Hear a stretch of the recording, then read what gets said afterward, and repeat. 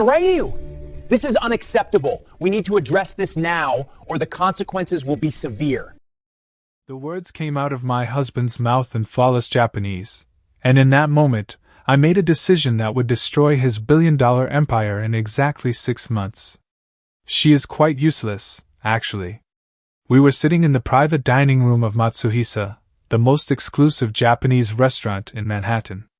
Emerald George, my billionaire husband, was laughing with Mr. Tanaka, the Japanese investor whose partnership could take Emerald's tech company from successful to unstoppable. Everything looked perfect. Crystal sake glasses. Imported Wagyu. The New York skyline glittering through floor-to-ceiling windows. And my husband was calling me useless in a language he thought I couldn't understand.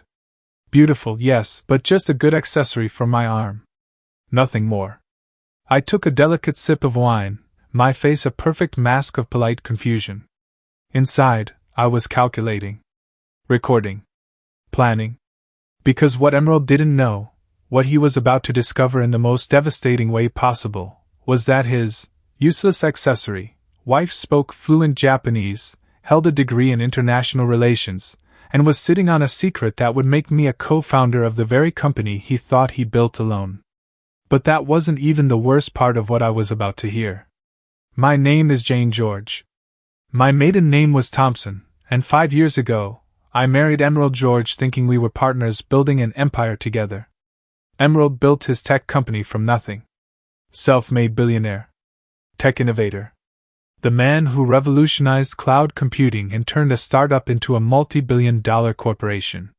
When he proposed with a ring that cost more than most people's houses, I said yes because I thought we were equals. I was wrong about everything. What Emerald saw was a beautiful woman with the right social connections to make him look sophisticated and established. Someone to wear designer gowns at tech conferences. Someone to smile in Business Insider photoshoots. Someone to play the role of trophy wife while he built his empire. But here's what Emerald never bothered to learn about the woman he married. I spent my childhood living with a Japanese exchange student my family hosted. I studied international relations at Georgetown, spent 2 years working in Tokyo, and spoke Japanese, Mandarin, and Korean fluently. I'd given up a promising career in international consulting because I believed in us. Because I thought we were building something together. Tonight was supposed to be the biggest night of Emerald's career. Mr. Tanaka's investment firm was considering a partnership that could value Emerald's company at over $2 billion. I'd spent weeks preparing for this dinner, making sure every cultural detail was perfect. What I didn't know was that I was about to discover 3 secrets that would change everything. One about my marriage, one about my husband's business, and one about $1 million gift from my late father that Emerald never knew existed. This is Western Stories. What happens next will shock you. Subscribe right now because you need to hear how a useless accessory became the most powerful woman in the room. Hit that notification bell. Drop a like if you've ever been underestimated by someone who should have known better. Now let's get back to that dinner, because what Emerald said next shattered my entire world. Mr. Tanaka was speaking in English, his tone respectful and formal. Your wife is very gracious, Mr. George. You are fortunate to have such an elegant partner. Emerald laughed. That confident, dismissive laugh that used to make me feel small. Then he leaned forward and switched to Japanese, his voice dropping to a conspiratorial whisper. Partner? Mr. Tanaka, let me be honest. Jane is, how do I say this diplomatically, easy to manage.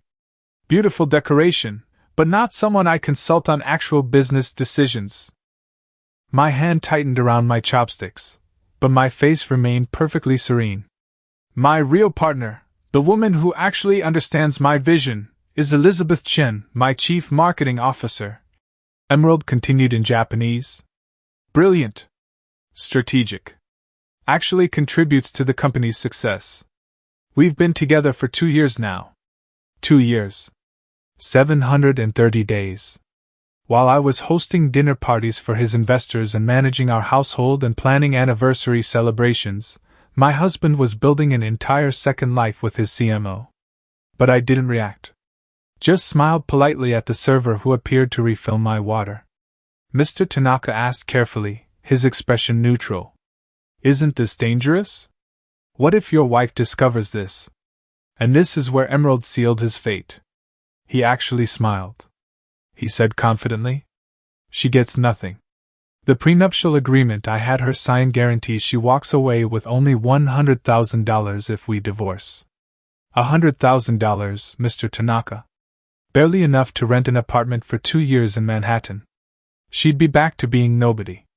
He took a sip of sake, completely relaxed. Besides, Jane is easy to manage. She signs whatever I put in front of her without question. She trusts me completely. It's actually quite convenient. My father's face flashed through my mind. Thompson Gary, the corporate attorney who'd warned me about prenups, who'd insisted I read every document carefully, who'd made me promise to protect myself, who'd left me something Emerald knew nothing about. Emerald continued, leaning even closer to Mr. Tanaka. Actually, Jane is the perfect wife for a man in my position. Beautiful enough to impress at events, naive enough not to ask difficult questions about where I am or what I'm doing. Elizabeth and I can continue indefinitely as long as Jane stays, well, as oblivious as she is now. Mr. Tanaka's expression flickered with something I couldn't quite read. Disapproval? Pity? But Emerald was too busy explaining his perfect double life to notice. I reached for my wine, my movements graceful and controlled, while my mind raced to the safe deposit box my father had insisted I keep. The one containing the old share certificate he'd purchased during Emerald's seed round. $1 million worth of founding shares that Emerald never knew about. Shares that would make me a co-founder of the very company Emerald thought was his alone. But here's what Emerald George didn't know. The prenuptial agreement he was so confident about. It had an infidelity clause my father insisted on. One affair, and the entire agreement became void. The easy-to-manage wife who signed everything. I'd kept copies of every single document, stored in encrypted drives he'd never find. And that $100,000 settlement he was so smug about. My father's gift, those founding shares, were now worth approximately $180 million based on the current valuation. And with Don Reed's acquisition deal about to close, that number would triple. The next morning, I would call my college friend Parker Follett, one of the sharpest corporate attorneys in New York. Within 48 hours, I would meet the legendary divorce attorney, Maggie, whose reputation for destroying cheating husbands was unmatched. And I would agree to the most excruciating plan of my life, spend 6 months playing the perfect, adoring, oblivious wife while gathering irrefutable evidence of Emerald's betrayal. 6 months of smiling at the man who called me useless. 6 months of pretending not to know about Elizabeth. 6 months of waiting for the perfect moment to take everything he thought was his. Because Emerald George thought he married a beautiful fool. He had no idea he married someone who was about to become the most expensive mistake of his life. The Wagyu arrived on pristine white plates, each piece arranged like art. I cut mine into delicate portions, chewing slowly, methodically, while my husband continued destroying our marriage in a language he thought was his secret weapon. Mr. Tanaka asked, his tone carefully neutral. How long have you been with Elizabeth? Emerald replied without hesitation. 2 years. She understands what I'm building in ways Jane never could. Jane thinks my company is about technology. Elizabeth understands it's about power. About legacy. He gestured with his sake cup toward me, and I looked up at exactly the right moment, smiled sweetly, and returned my attention to my plate like the obedient decoration he believed I was. Elizabeth and I have an apartment in Tribeca. Emerald continued, his voice dropping lower but still perfectly audible to me. Jane thinks I'm working late or traveling for business. She never questions it. Never asks to see my calendar. It's remarkable, really, how easy it is to maintain 2 completely separate lives when one person is so trusting. The word trusting came out like an insult. Mr. Tanaka set down his chopsticks. And the prenuptial agreement? You mentioned it protects you completely? Completely, Emerald confirmed, switching briefly to English to signal the waiter for more sake, then back to Japanese. My lawyer did excellent work. Jane gets $100,000, nothing more. No stock options. No claim to the company. No percentage of assets acquired during the marriage. She signed it 3 days before the wedding. 3 days. I remembered that moment. My father had just died 2 months earlier, and I'd been drowning in grief. Emerald had presented the prenup as just a formality that his board insisted on. I'd trusted him. Signed it. Never imagining I'd need my father's backup plan. What if she wants a divorce? Emerald laughed. Actually laughed. Based on what grounds? She has nothing. No evidence of anything. And even if she suspected the affair, which she doesn't because she's remarkably oblivious, the prenup stands regardless. I could parade Elizabeth through our living room and Jane would still walk away with pocket change. He took another sip of sake, completely relaxed. Honestly, Jane is the perfect wife. Beautiful, obedient, and she stays out of the way. That word, obedient, hit me like a physical blow.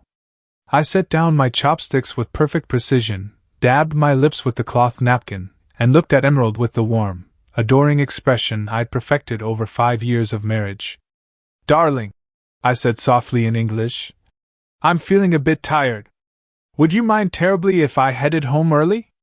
I know you and Mr. Tanaka have so much to discuss. Emerald barely glanced at me. Of course, sweetheart. Take the car.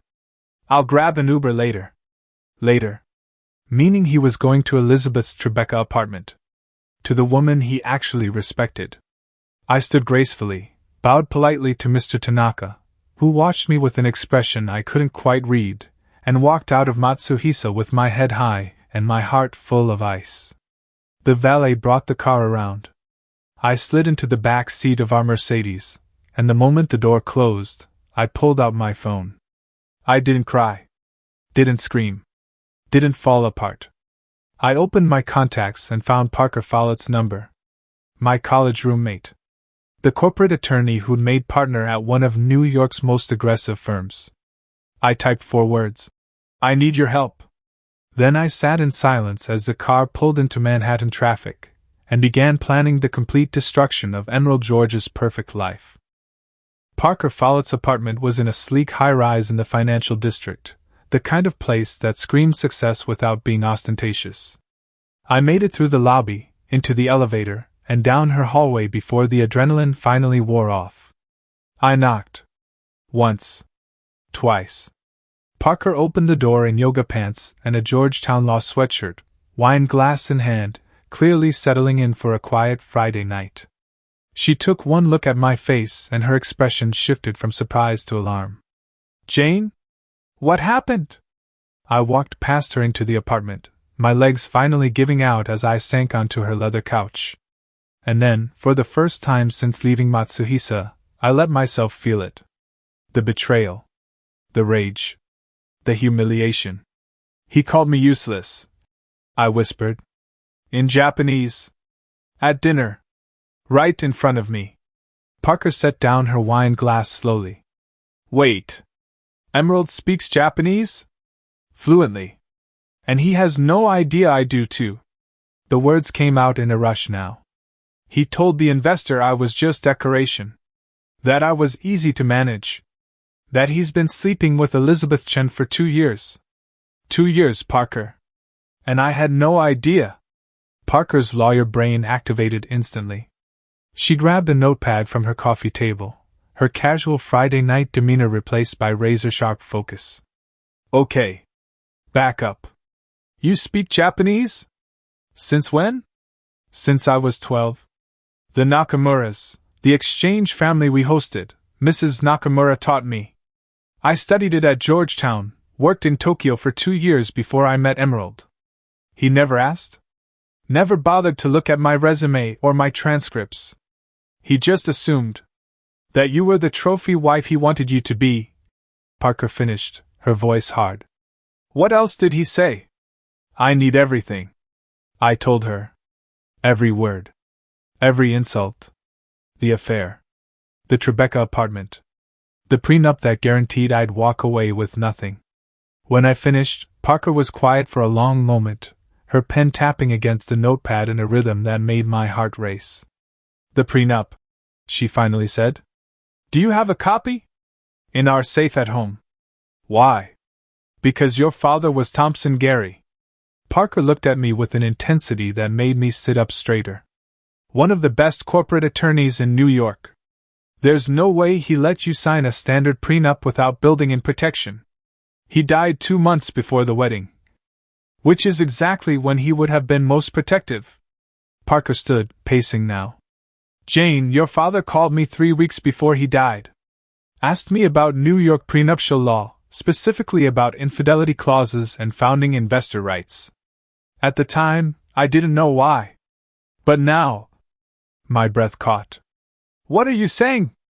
I'm saying your father may have left you something Emerald doesn't know about. And if that prenup has an infidelity clause, which I'm betting it does, then Emerald just handed you the key to destroying everything he's built. She grabbed her phone, scrolling through contacts. But first, we need to confirm 2 things. What's actually in that prenup, and what your father left in that safe deposit box he made you promise to keep. How did you know about the safe deposit box? Parker's smile was sharp and cold. Because your father told me about it 3 weeks before he died. He said if you ever needed help, I should remind you about the box. So I'm reminding you, Jane. What's in it? I thought about the key I'd kept on a chain I never wore, tucked in a jewelry box Emerald had never opened. I don't know, I admitted. I never looked. Then that's where we start. Parker checked her watch. The bank opens Monday at 9 a.m. We're going together. And then... She paused, and something dangerous flickered in her expression. Then I'm introducing you to someone who's going to change your life. Her name is Maggie, and she eats men like Emerald George for breakfast. Who is she? The most ruthless divorce attorney in New York. And after what you just told me, she's going to love this case. I stared at Parker, my mind racing with possibilities I hadn't dared imagine in the car. You think I can actually win? Win? Parker's laugh was almost predatory. Jane, I think you're about to become the most expensive mistake Emerald George ever made. Monday morning arrived with brutal clarity. Parker and I stood in the vault room of First National Bank at 9:07 a.m., the metal safe deposit box sitting between us like Pandora's box. My hands shook as I turned the key. Inside was a single manila envelope, my father's handwriting across the front. For Jane. Open only if you need to fight. I tore it open. The first document was my prenuptial agreement, but this copy was covered in my father's notes, red ink annotations, highlighted sections, sticky notes, with warnings. Look at page 7, Parker said, reading over my shoulder. Clause 12.3. I found it. The section Emerald's lawyer had glossed over as standard boilerplate language, but my father had highlighted it in fluorescent yellow and written in the margin. Your nuclear option. Parker read it aloud. This agreement shall be deemed null and void in its entirety in the event that either party engages in extramarital relations during the term of the marriage. Upon proof of such infidelity, all assets shall be subject to equitable distribution under New York state law. The words didn't register at first. Then they hit like a freight train. Null and void? My voice was barely a whisper. The entire prenup? Not just the prenup, Parker said, her smile sharp. Look at the next document. I pulled out a yellowed stock certificate, the paper brittle with age. $1 million in seed round shares of George Technologies Incorporated. The date was 7 years ago, 2 years before Emerald and I even met. I don't understand, I said. Why would my father? Because he was representing a venture capital firm that was considering investing in Emerald's startup. Parker explained. This certificate shows your father purchased shares on your behalf as part of his estate planning. Jane, do you understand what this means? I stared at the certificate, my father's signature at the bottom, feeling like the floor had dropped out from under me. It means I'm not just Emerald's wife. You're a founding investor, Parker finished. Which means you have a claim to the company itself.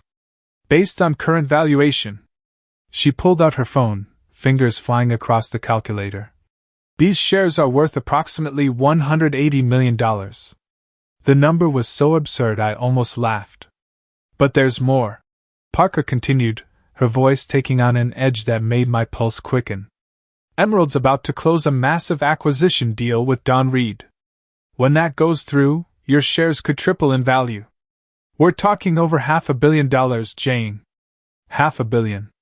The words didn't feel real. Which is why we need Maggie, Parker said, already dialing. Because Emerald is going to fight this with everything he has.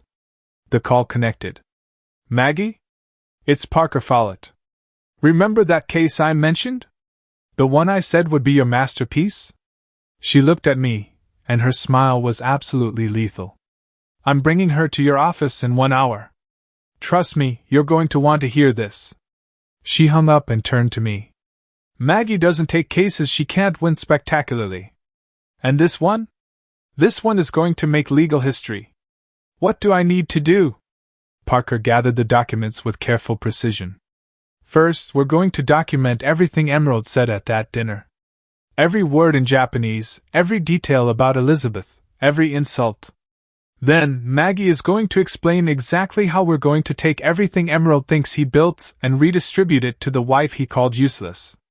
She paused at the vault door, and her next words made my blood run cold. But Jane? This isn't going to be quick.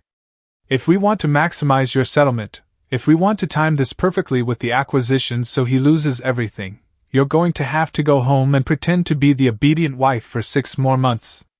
Can you do that? I thought about Emerald calling me decoration.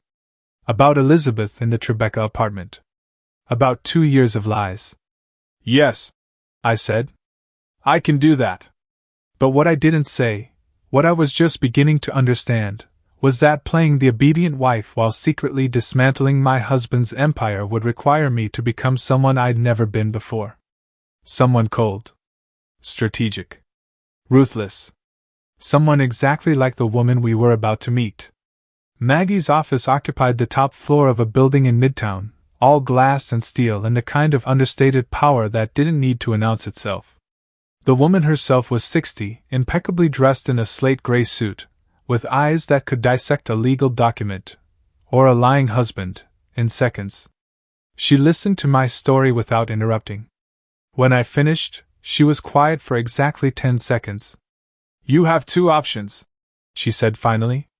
Option 1, we file for divorce tomorrow. You get the infidelity clause, void the prenup, claim your founding shares. You walk away with maybe $80 million, possibly less after his legal team fights us for a year. Emerald's reputation takes a hit, but he survives. And option 2? Maggie's smile was the most terrifying thing I'd ever seen. Option 2 is more elegant. Don Reed's acquisition closes in exactly 6 months. The moment that deal finalizes, Emerald's company valuation goes from $2 billion to $6.2 billion. Your founding shares alone would be worth $540 million.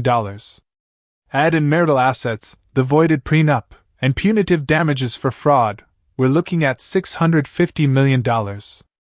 Maybe more. The number was so staggering I forgot to breathe. But there's a catch, Maggie continued. You have to wait. 6 months of going home to a man who thinks you're stupid. 6 months of watching him text Elizabeth. 6 months of smiling at dinner parties while knowing he's planning his future with another woman. She leaned forward, her eyes locked on mine.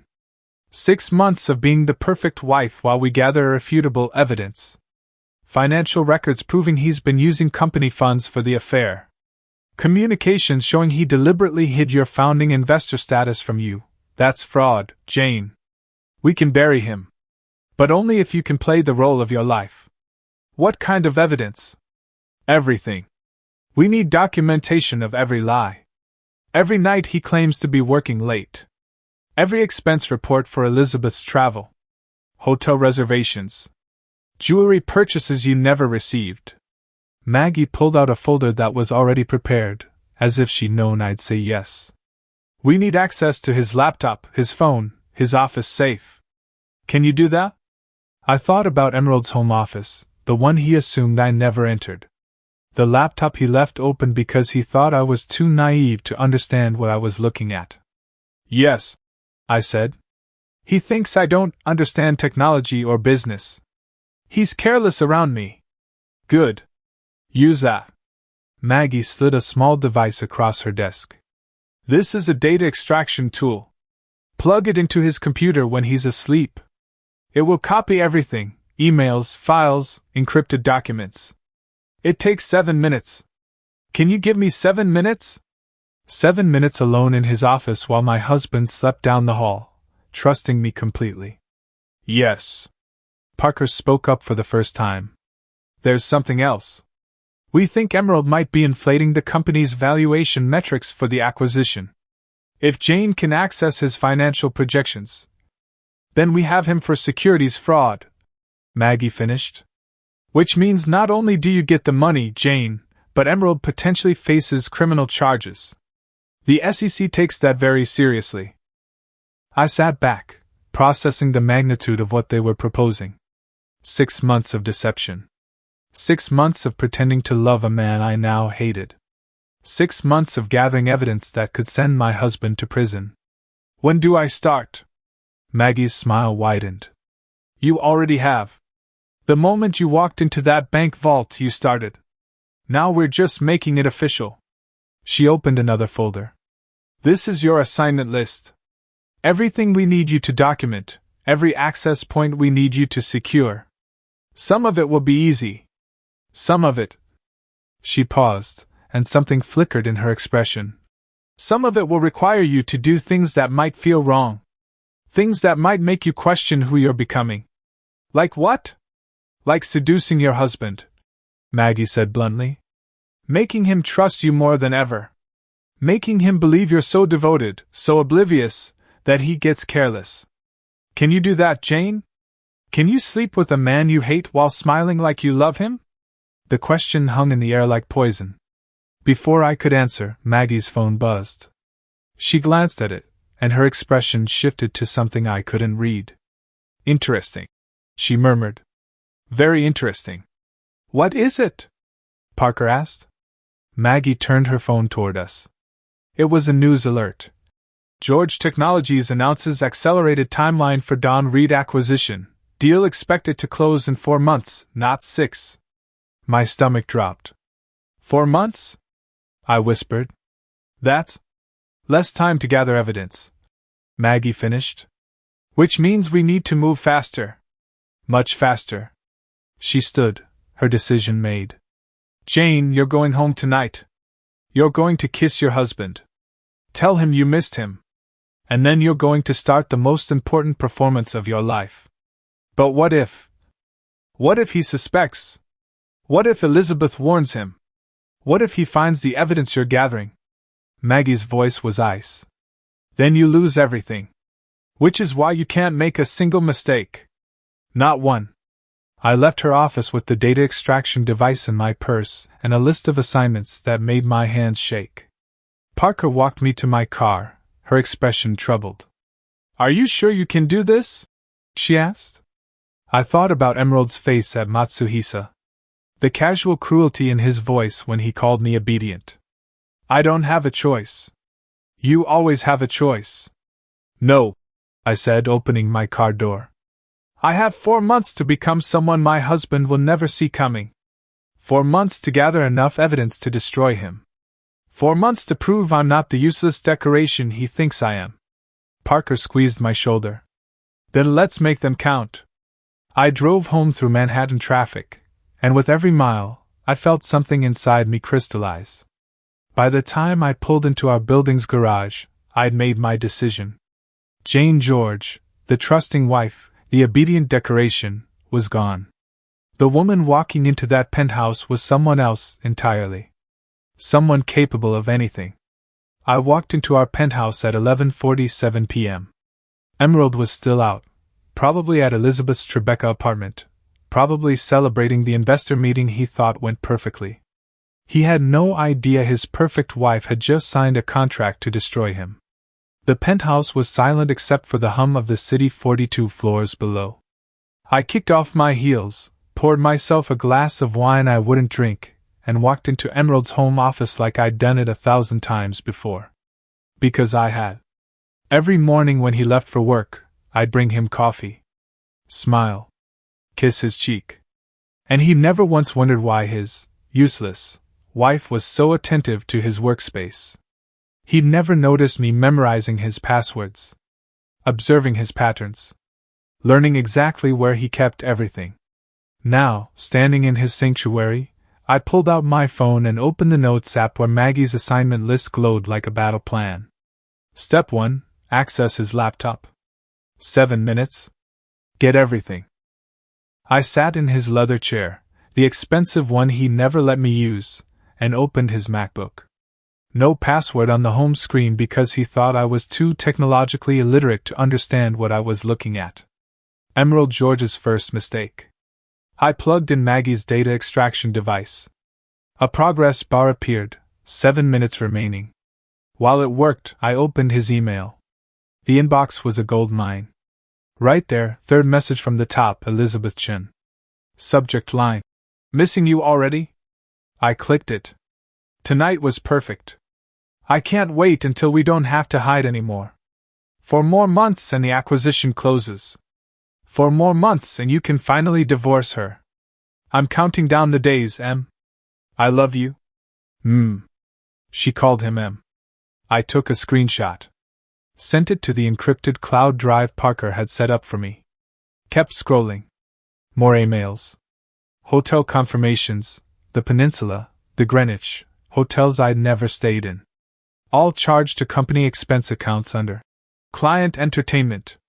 Screenshot. Upload. Next. Flight manifests for Elizabeth's business trips. That perfectly matched Emerald's calendar. San Francisco. London. Tokyo. Always the same flights. Always separate bookings. Always expensed as corporate travel. Screenshot. Upload. Next. Then I found the folder that made my hands stop moving.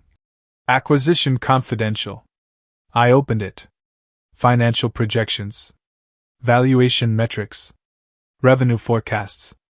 And there, buried in a spreadsheet with the innocuous title, Q4_projections_final.Excel6. I found it. 2 sets of numbers. One labeled Actual. One labeled Presented to Don Reed. The gap between them was $340 million. Emerald was inflating his company's value. Securities fraud. The kind that sent people to federal prison. 4 minutes remaining on the extraction device. I photographed the spreadsheet from 6 different angles, making sure every number was crystal clear. Uploaded them all. Then I remembered the safe. Emerald's office safe was hidden behind a Rothko painting that cost more than most people's houses. He thought I didn't know the combination. But I'd watched him open it exactly twice, once when he thought I was asleep, once when he was drunk and careless. My father had taught me something years ago: people are predictable. They use birthdays, anniversaries, important dates. Emerald's combination was his company's founding date, August 15, 2016. The safe clicked open. Inside were documents, contracts, stock certificates. And there, in a leather portfolio I'd never seen before, was the original partnership agreement for George Technologies Incorporated. I pulled it out with shaking hands. Page 4, Section 7.3. Initial Investor Registry. And there it was. Thompson Gary, attorney at law, acting on behalf of Jane Richardson, my maiden name, $1 million in seed round investment, dated August 15, 2016. 7 years ago. Before I'd even met Emerald. My father had made me a founding investor in Emerald's company, and somehow, impossibly, Emerald had never known. 1 minute remaining. I photographed every page of that partnership agreement. Uploaded them.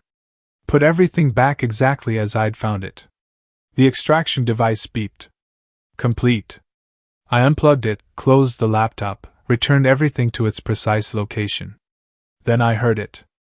A key in the front door. Footsteps in the hallway. Emerald was home. I had exactly 15 seconds to get out of his office and into the living room before he discovered his useless wife standing over the evidence of his crimes. My heart hammered against my ribs as I grabbed my wine glass and moved. I made it to the living room with 3 seconds to spare. By the time Emerald walked in, I was curled on the couch with my wine, scrolling through Pinterest like the devoted wife planning their home renovation. "You're still up," he said, loosening his tie. He smelled like expensive cologne and lies. "Couldn't sleep without you," I said, standing to kiss his cheek. The performance had begun. "How did the rest of dinner go with Mr. Tanaka?" "Perfectly. The deal's practically done."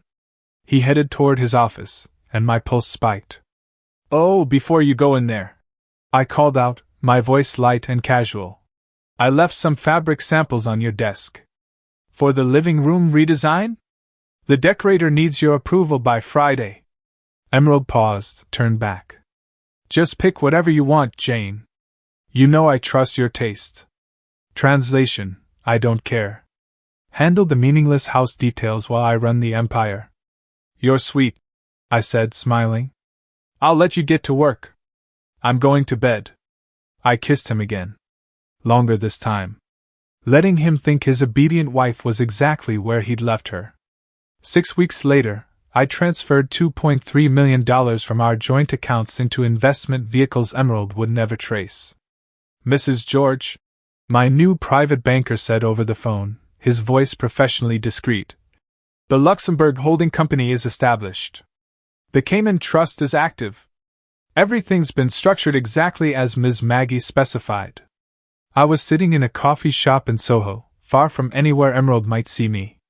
"And the paper trail?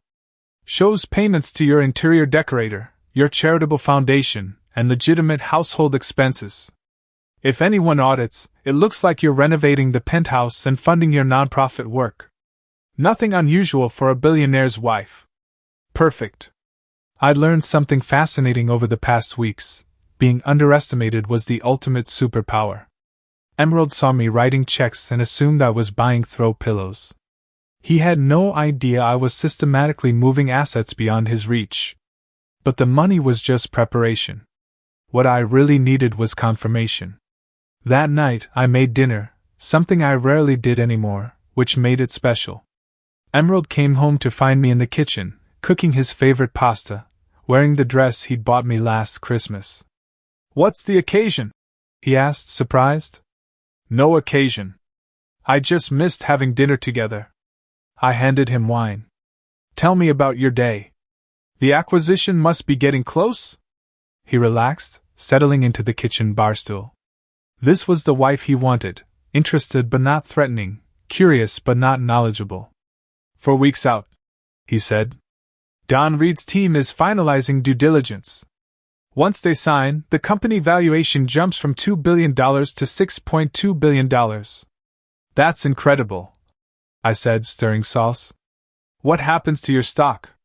"Triples in value overnight." He took a sip of wine, completely comfortable discussing business with his useless wife. "The board's already discussing my compensation package. We're talking a $50 million bonus on top of my existing shares." I added salt to the pasta, my hand perfectly steady. "And Elizabeth? Will her shares increase too?" The question was dangerous. I'd never mentioned Elizabeth directly before. Emerald's expression shifted slightly. "Elizabeth's compensation is structured differently." "Why do you ask?" "Oh, I just remember you mentioning she was brilliant at the Christmas party. I assumed brilliant executives get stock options." I smiled innocently. "I don't really understand how these things work." He relaxed. Of course I didn't understand. I was decorative, not intelligent. Some executives get options, yes. But Elizabeth's package is more complex. Tied to performance metrics. Translation: he'd been funneling her money through compensation structures I wasn't supposed to notice. "It all sounds so complicated," I said, serving the pasta. "I'm just glad the company's doing well. It means you're happy." We ate dinner like a normal couple. He told me about his day. I listened attentively, laughed at his jokes, played my role flawlessly. And when he went to bed at 11 p.m., exhausted from his long day, I waited 30 minutes, then crept back to his office. Because Maggie had given me new instructions. The data extraction was just phase 1. Now I needed something more dangerous: access to his phone. The one device that contained his real-time communications with Elizabeth. The one piece of evidence that would prove the affair was ongoing, current, undeniable. I found it charging on his nightstand. He was asleep, his breathing deep and even. I picked up the phone. His face unlock wouldn't work on me, but I knew his passcode. I'd watched him enter it 100 times while pretending not to pay attention. The company founding date. Always the company. The phone unlocked. And what I found in his messages with Elizabeth made the pasta I'd just eaten turn to ash in my stomach. Elizabeth. 3 weeks until we're free. I can't wait to wake up next to you every morning instead of hiding. Emerald. Soon. Once the acquisition closes and I serve her the papers, she'll be out of the penthouse in 48 hours. I'm having the locks changed the day she signs. Elizabeth. What if she fights the prenup? Emerald. She won't. She's too stupid to even read it properly. And even if she did, she signed it. She gets $100,000 and walks away.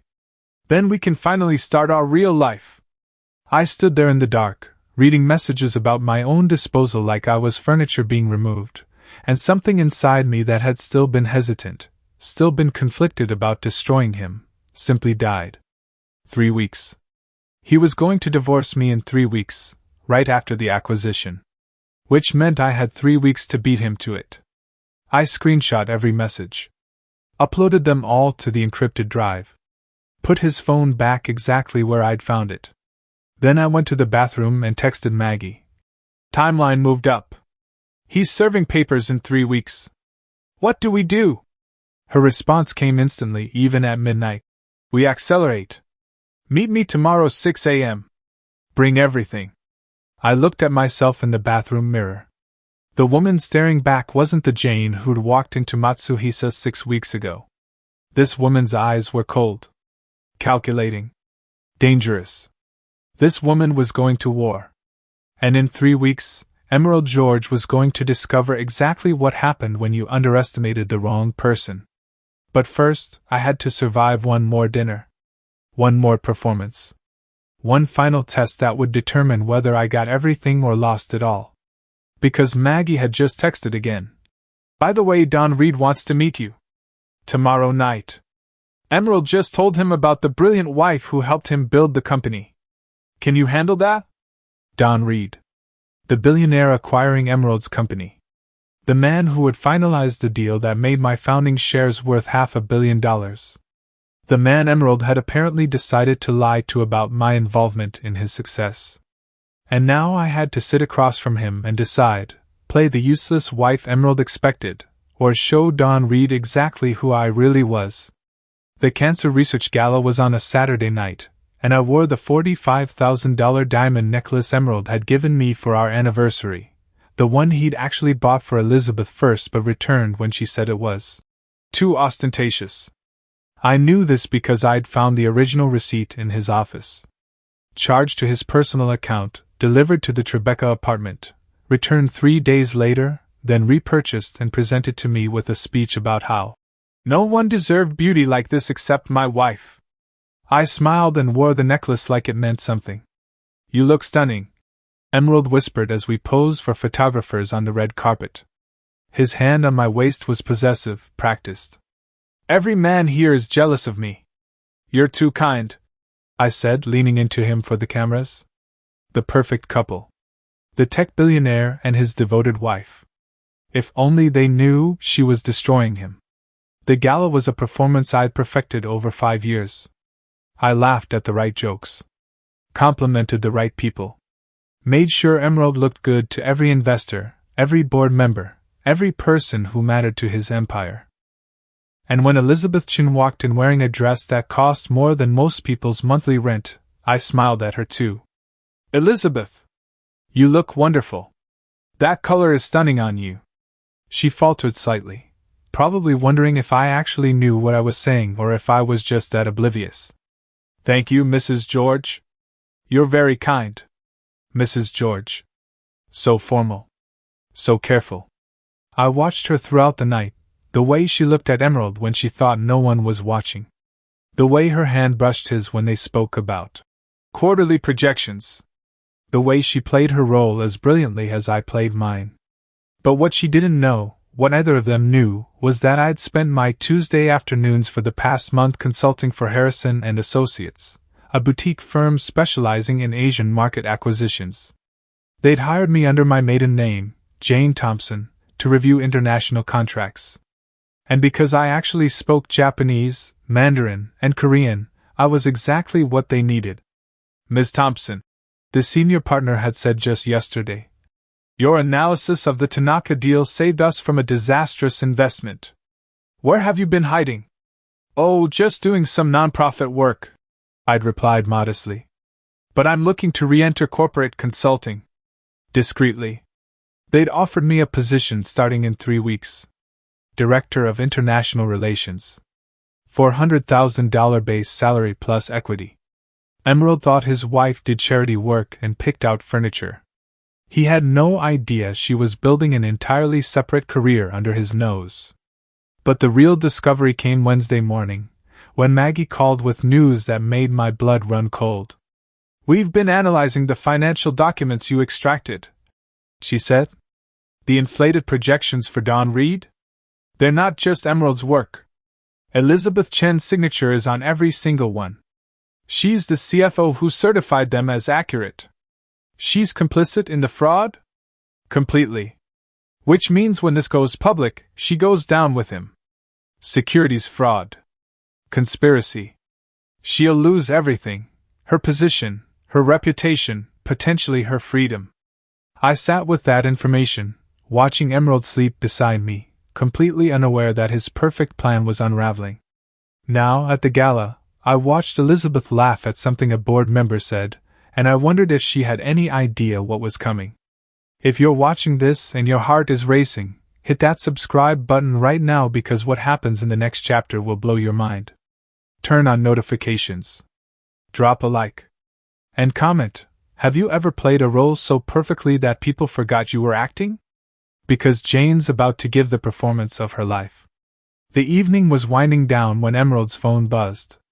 He glanced at it, and his expression shifted to something I'd learned to recognize, excitement mixed with anxiety. Don Reed just confirmed, he said quietly. Dinner tomorrow night. 8 p.m. He wants to meet you properly before he finalizes the acquisition. My stomach dropped. Tomorrow. 24 hours to prepare for the most important dinner of my life. That's wonderful, I said, my voice perfectly calm. What should I know about him? Just be yourself. Charming, graceful, supportive. He kissed my temple. You're so good at that. Be myself. The irony was suffocating. What Emerald didn't know was that Maggie had already briefed me on Don Reed. Self-made billionaire. Notoriously sharp. The kind of man who'd built his empire by reading people better than they read themselves. The kind of man who would see through a performance if I made even one mistake. I'll make you proud, I promised Emerald. But as we left the gala and headed home, my phone buzzed with a text from Parker. Emergency. Maggie found something about Don Reed you need to know before dinner. Call me now. I waited until Emerald was asleep, then slipped into the bathroom and dialed. What is it? I whispered. Parker's voice was tense. Don Reed isn't just acquiring Emerald's company. He's been investigating it. He hired a forensic accountant 3 weeks ago to audit the financial projections. The world tilted. He knows about the fraud. We think so. Which means tomorrow's dinner isn't a social call, Jane. It's a test. And depending on how you play it, you either become his ally in taking down Emerald, or I go down with him as a co-conspirator. I finished. Because my signature was on some of those documents too. The ones Emerald had me sign as witness, while telling me they were routine paperwork. What do I do? Parker was quiet for a long moment. Maggie says you tell him everything? Go into that dinner and expose Emerald before Don Reed exposes both of you. And if Emerald realizes what I'm doing, then you'd better make sure Don Reed is already on your side. Because once you start talking, there's no going back. I hung up and stared at myself in the bathroom mirror. 24 hours until the dinner that would either save me or destroy me. 24 hours to decide if I was brave enough to betray my husband to his face, in front of the man who held both our futures in his hands. And somewhere in the penthouse, Emerald George slept peacefully, dreaming of his perfect acquisition and his perfect divorce, completely unaware that his useless wife was about to become his worst nightmare. The dinner was at Per Se, the kind of restaurant where reservations required 6 months' notice, and every plate was a work of art. Emerald had chosen it specifically to celebrate. The acquisition papers with Don Reed had been signed that morning, making him $3.2 billion richer on paper. He had no idea he had 3 hours left as a billionaire. Don Reed was already seated when we arrived, a distinguished man in his mid-50s with silver hair and eyes that missed nothing. Elizabeth Chen sat to his right. Emerald had insisted she attend as the CFO who made this deal possible. I wore white. Emerald thought it made me look angelic. I chose it because it photographed well for the press coverage that would come after. Mr. Reed, this is my wife, Jane, Emerald said, his hand on my back proprietary and proud. Don Reed stood, shaking my hand with a grip that lasted 1 second too long. Mrs. George, I've heard so much about you. Something in his tone made the hair on my neck rise. All good things, I hope, I said, smiling warmly. Fascinating things, he replied, and his eyes held a question Emerald didn't catch. We sat. Champagne was poured. Emerald launched into a victory speech about vision and innovation and the future of technology. Elizabeth smiled at all the right moments. Don Reed watched me. The first course arrived, some microgreen creation that cost more than most people's weekly groceries. So, Mrs. George, Don Reed said, his tone conversational, Emerald tells me you're involved in charitable work. How do you find it? Fulfilling, I replied. Though recently I've been doing more consulting work. International relations. Asian markets specifically. Emerald's fork paused for just a fraction of a second. He never asked what I did with my Tuesdays. How interesting, Don Reed continued. And you speak, what, French? Spanish? Japanese, actually. And Mandarin.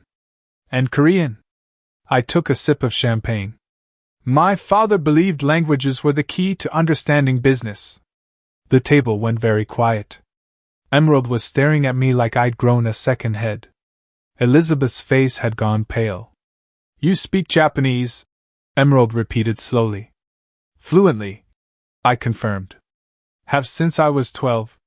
It's funny, you never asked? Don Reed set down his fork.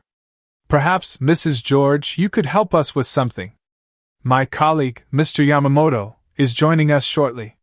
He only speaks Japanese, and there's been some concern about translation accuracy in the acquisition documents. It wasn't a request. It was a test. Of course, I said. 20 minutes later, when Mr. Yamamoto arrived, I greeted him in perfect, formal Japanese that made Emerald's face turn gray. We spoke for 5 minutes about technical contract details, discrepancy clauses, liability structures, valuation metrics. Things the useless accessory wife shouldn't understand. Mr. Yamamoto turned to Don Reed and said in English, Your concerns are correct. These numbers do not match. The temperature in the room dropped 20 degrees. Emerald, Don Reed said quietly, I think we need to discuss the financial projections you provided. But I wasn't done. Before you do that, I said, my voice calm and clear, I have something I need to say. I turned to Emerald, and for the first time in 4 months, I let him see who I really was. 6 months ago, we had dinner at Matsuhisa. With Mr. Tanaka. You spoke in Japanese because you thought I couldn't understand. You called me useless. You said I was just a good accessory for your arm. You told him about Elizabeth, about your 2-year affair. You bragged about the prenup that left me with nothing. Emerald's champagne glass shattered in his hand. You said I was easy to manage. That I signed documents without reading them. That I was oblivious and stupid and convenient. Elizabeth tried to stand. Mrs. George, I think. Sit down, Elizabeth, I said without looking at her. You're next. She sat.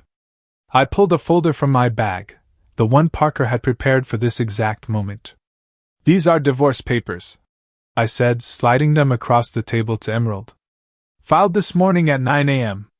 The prenup is void due to your adultery, which I have documented extensively. Hotel receipts. Flight manifests. Text messages. All of it. Emerald's hands were shaking. Jane, you can't. I can. And I did. I pulled out the second set of documents. These are the original partnership agreements for George Technologies. Page 4, Section 7.3. My father, Thompson Gary, purchased $1 million in seed round shares in your company 7 years ago. In my name. I'm not just your wife, Emerald. I'm a founding investor. The room went absolutely silent. Which means, I continued, I have a legal stake in this acquisition. And I'm freezing it pending a full forensic audit of your financial projections. Don Reed was watching this like it was the best theater he'd ever seen. Emerald found his voice. You can't freeze the acquisition. Actually, Don Reed interrupted. She can. Because I suspected something was wrong with your numbers 3 weeks ago. I hired forensic accountants. I asked Mrs. George to dinner tonight specifically to see if she was complicit in your fraud or a victim of it. He looked at me with something like respect. You passed the test, Mrs. George. Which is more than I can say for your husband. Emerald turned to Elizabeth, desperate. Tell them the numbers are accurate. The numbers aren't accurate, Elizabeth said, her voice barely a whisper. And my signature is on all of them. She was trying to salvage something. Maybe immunity, maybe a deal. But it was too late. I pulled out the final document. The one that would end everything. This is a formal complaint to the Securities and Exchange Commission regarding securities fraud, filed this afternoon at 4 p.m. It details how you and Elizabeth inflated company valuations by $340 million, how you used corporate funds for personal expenses related to your affair, and how you deliberately hid my founding investor status from all company disclosures. Emerald's face had gone from gray to white. Jane, please. My name, I said, standing, is Jane Thompson George. Not your decoration. Not your accessory. Not the useless wife you could discard when convenient. I looked at Don Reed. Mr. Reed, my legal team will be in contact regarding the acquisition. I believe we can restructure this deal in a way that protects your investment and removes the fraudulent elements. I look forward to that conversation, Ms. Thompson George. I looked at Elizabeth, who was crying now, her perfect makeup running. You called him M. You planned your future in the apartment my money helped pay for. You certified fraudulent documents that will likely send you to prison. Was it worth it? She didn't answer. Finally, I looked at Emerald, the man I'd loved, the man who'd destroyed that love with such casual cruelty. You wanted someone brilliant. Someone who understood business. Someone ambitious. I smiled, and it was the coldest thing I'd ever felt. You had her all along. You just never bothered to look. I turned to leave, and Emerald grabbed my arm. Jane, wait. We can fix this. We can. Mr. George, Don Reed said, his voice cutting. I suggest you remove your hand from your wife. Or should I say, your former wife and current business partner who just became the majority shareholder of your company. Emerald's hand dropped. I walked out of Per Se with my head high, and behind me, I heard the sound of Emerald George's empire beginning to collapse. But I didn't make it to the elevator before my phone rang. It was Maggie. Jane, we have a problem. A big one. My stomach dropped. What kind of problem? Emerald filed an emergency injunction 30 minutes ago. He's claiming you forged your father's documents. He's got 3 board members backing him, and they're trying to freeze your founding shares before the market opens tomorrow. The victory I'd felt seconds ago evaporated. Can he do that? He's already doing it. There's an emergency hearing tomorrow at 9 a.m. If the judge rules in his favor, you lose everything, the shares, the settlement, all of it. And worse, if he can prove forgery, you could face criminal charges. I leaned against the wall, the reality crashing over me. But I didn't forge anything. My father. I know. But Emerald's lawyers are claiming Thompson Gary never had the authority to make that investment. That the documents are fabricated. And they've got a former partner from your father's firm willing to testify. Who? Richard Morrison. The name hit me like a punch. Richard Morrison had been my father's partner for 20 years. He'd been at my father's funeral. He told me he'd always be there if I needed help. And now he was helping Emerald destroy me. What do we do? Maggie's voice was grim. We prepare for the fight of your life. Because tomorrow morning, you're going to have to prove that everything you just did tonight was legal. And if you can't... She didn't finish the sentence. She didn't have to. Before we get to what happened in that courtroom, before I tell you how this story ends, I need to ask you something. If this story has kept you on the edge of your seat, if Jane's journey has made you feel something real, then please subscribe to Western Stories right now. It's only kind people, people who genuinely appreciate powerful storytelling, who take that extra second to hit the button and support creators who pour their hearts into these narratives. Turn on notifications so you never miss a story. And comment below, where are you watching from? What city? What country? I want to know where all you incredible people are because your support is what makes this possible. Now, let's finish Jane's story. Because what happened in that courtroom will restore your faith in justice. The emergency hearing started at 9 a.m. sharp. Emerald's legal team took up an entire row, 6 attorneys in expensive suits, all prepared to destroy me. I had Maggie, Parker, and a single briefcase. Your Honor, Emerald's lead attorney began. We have evidence that these so-called founding documents are fabricated. Mr. Morrison, a partner at Thompson Gary's firm, will testify that no such investment was ever authorized. Richard Morrison took the stand. The man who'd hugged me at my father's funeral. The man who'd promised to honor my father's legacy. Mr. Morrison, the attorney said, did Thompson Gary have the authority to make a $1 million investment on behalf of his daughter? No, Richard said, not meeting my eyes. That investment would have required firm approval. I have no record of it. My heart sank. But then Maggie stood. Your Honor, I'd like to introduce evidence that Mr. Morrison is currently under investigation by the New York State Bar for embezzlement. Specifically for stealing from the firm's client trust accounts that Thompson Gary managed before his death. The courtroom went silent. Maggie continued, We believe Mr. Morrison has been covering up his theft for 7 years. And we believe he's testifying against Mrs. George today because she has the original bank records that prove it. She pulled out a folder. These are wire transfer records from 2016, showing Thompson Gary's personal account transferring $1 million to George Technologies. The transaction is legitimate, legal, and documented. Mr. Morrison claims it doesn't exist because he's been systematically destroying records to hide his own crimes. Richard Morrison's face went white. Furthermore, Maggie said, we have testimony from the bank manager who processed the transaction, the broker who handled the stock certificate, and Mr. Tanaka, the Japanese investor who witnessed Mrs. George's fluency and called us 3 days ago to offer his support. The judge looked at Richard Morrison. Mr. Morrison, do you wish to revise your testimony? Richard stood. Walked out.